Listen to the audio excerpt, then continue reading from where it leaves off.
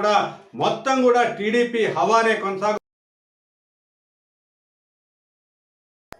ఎన్నికల ఫలితాల సరళి చూస్తుంటే ఆంధ్రప్రదేశ్ ఏకపక్షంగా నడుస్తుంది. మొత్తం కూడా టీడీపీ కూటమిదే హవాగా కనిపిస్తోంది. అంటే ఉత్తరాంధ్ర కానీ కోస్తాంధ్ర కానీ మొత్తం కూడా రాయలసీమ జిల్లాల్లో కూడా మొత్తం కూడా టీడీపీ హవానే కొనసాగుతోంది. ఇప్పటిదాకా కూడా టీడీపీ కూటమి 152 స్థానాలకు పైగా ఆధిక్యతలో కొనసాగుతోంది. ఇక్కడ మొత్తం వైసీపీ 23 స్థానాలకే పరిమితమైంది. అయితే దీంట్లో చూసినట్టయితే టీడీపీ 127 స్థానాల్లోనూ, జనసేన 19 స్థానాల్లోనూ, బీజేపీ 6 స్థానాల్లోనూ ఇప్పటిదాకా ముందంజలో ఉండటం జరుగుతుంది.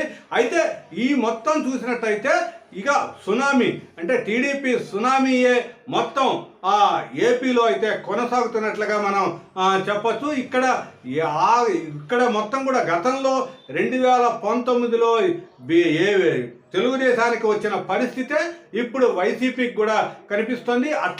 అదేవిధంగా పార్లమెంటు స్థానాల్లో కూడా టీడీపీ 16, జనసేన 2, తర్వాత బీజేపీ 3లో ఆధిక్యత కొనసాగుతోంది. వైసీపీ కేవలం 4 స్థానాల్లోనే పార్లమెంటు స్థానాల్లో ఆధిక్యత కొనసాగుతోంది.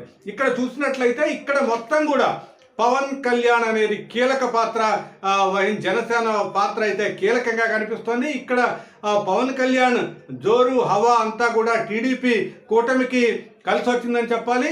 ఎందుకంటే మొత్తం కూడా పార్లమెంట్లో అంటే 21 స్థానాల్లో పోటీ చేసిన జనసేన 19 స్థానాల్లో ముందంజలోనే ఉంది. తరువాత ఇక్కడ 2 లోక్సభ స్థానాల్లో కూడా ముందంజలో ఉంది.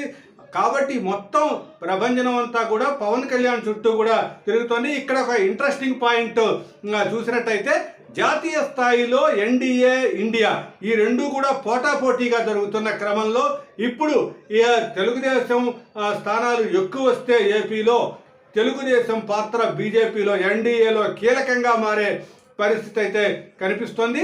ఇదంతా కూడా చూసినట్టయితే ఎప్పటికప్పుడు మొత్తం అంటే జాతీయ రాజకీయాల్లో ఆసక్తికర పరిణామాలు అయితే కొనసాగుతున్నాయని చెప్పొచ్చు. ఇటు ఏపీలో చూసినట్టయితే ఇక్కడ తెలుగుదేశం సునామీ అంటే గతంలో వైసీపీ